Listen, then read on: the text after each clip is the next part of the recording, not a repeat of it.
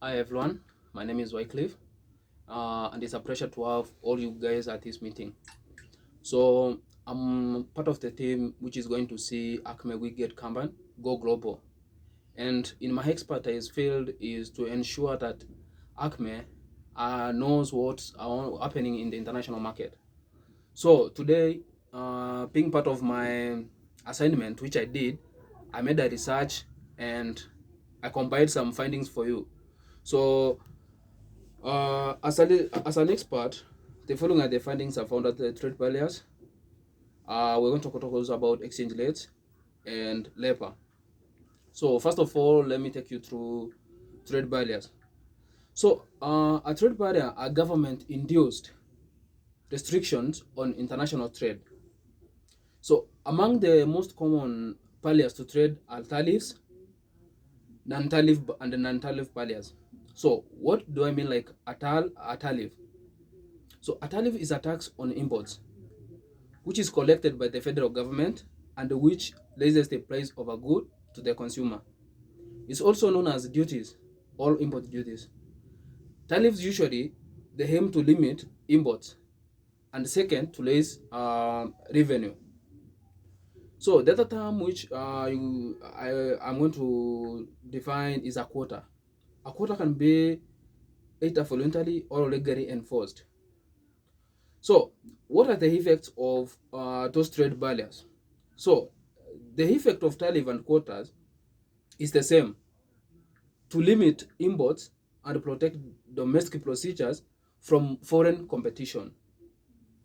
A tariff raises the price of foreign goods beyond the market equilibrium price, which decreases the demand and eventually the supply of foreign goods. A quota on the other side limits the supply of a certain quantity, which raises beyond the price beyond the market equilibrium level and thus decrease demand.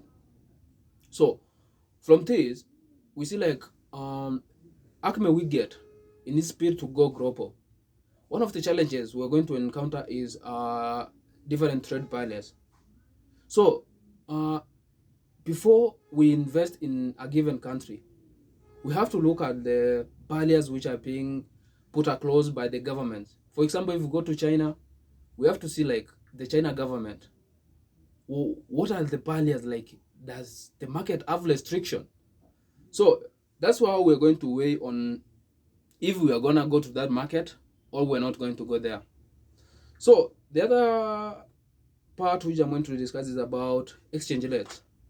So exchange rate, I can define it like it's the exchange rate of a currency, is the price of a currency expressed in terms of another currency. So the other thing you have to know is like currency values, they fluctuate depending on several factors, which include a nation's economic activity and the growth prospect. Also, you can talk about interest rates and the geographical risks, which also influence a nation's economic, a nation's currency value. When the currencies fluctuate wildly, they can create economic uncertainty and instability, affecting capital flows and international trade. So, for Acme to go global, we have to see like what are the exchange rates, maybe in the country which we are going to venture into. Let's take for instance of the countries which Acme is proposing to go global to. For example, like 1 USD is equivalent to 75.63 Indian rupees.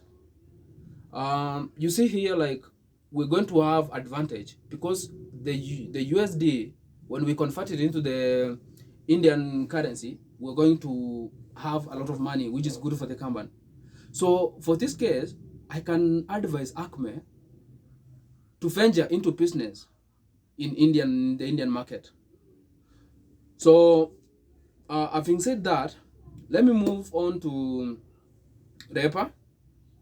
So first of all, let me take you through labor.